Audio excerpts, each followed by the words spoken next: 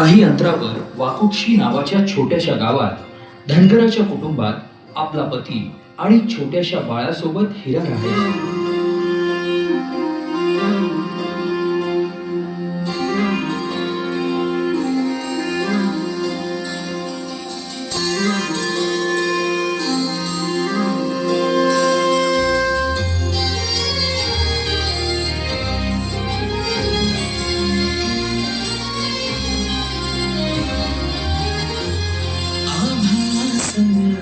मातीचं नांदन जीव झाला चकवा चांदन आभाळा संग मातीचं नांदन जीव झाला चकवा चांदन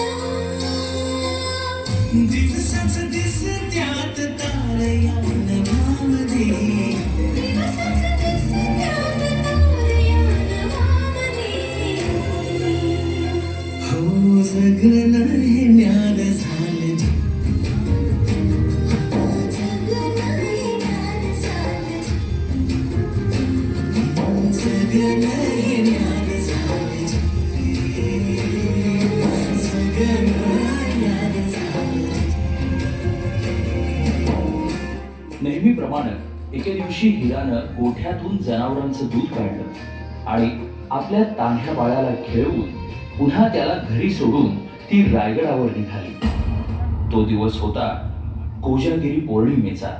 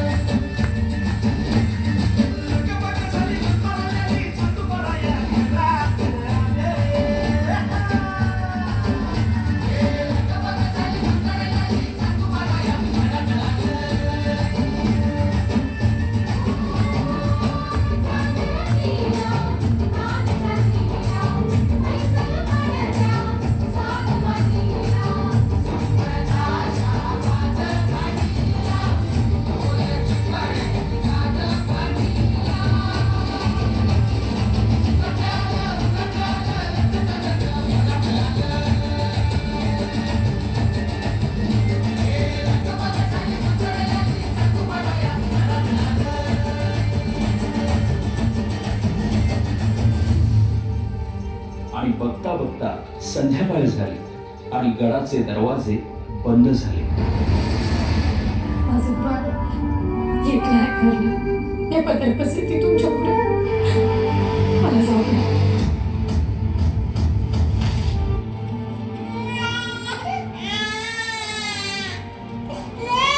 दमलेला जीव पुन्हा उमलू नये कानी येते हाक जेव्हा आई आई आई दमलेला जीव पुन्हा उमलू नये कानी येते हाक जेव्हा आई आई आई आई आई आई आई आई आई कुठून तरी रस्ता असेल ना एवढा मोठा गड. तसा जो पश्चिमेचा कडा आहे तिथं न तटबंदी न बुरुज कडा साभार तिथून फक्त पारावर येतो आणि पाणी खाली नामतो. पण माझं बाळ आई भावाने राहील पाठीशी उभी.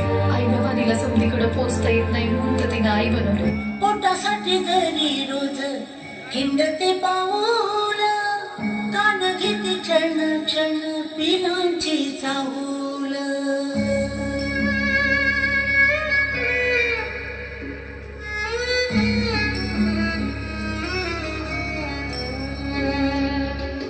पोटासाठी जरी रोज हिंडते पाऊल कान घेते क्षण क्षण पिलांची चाहूल झोपेमध्ये सुद्धा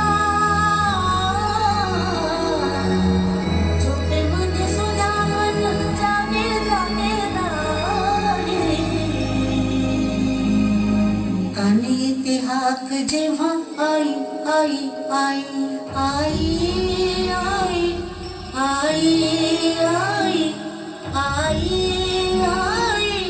आई आई राज आज्ञेमुळं दरवाजा उघडणं शक्य नसल्यानं तिचं म्हणणं कुणीच ऐकेना. आता हिराच्या डोळ्यासमोर येत होतं ते म्हणजे तिचं घरी एकटं असलेलं तान्हं बाळ. त्याच्या आठवणीनं व्याकुळ झालेल्या हिरानं किल्ल्याच्या कडावरून खाली उतरण्याचा निर्णय घेतला.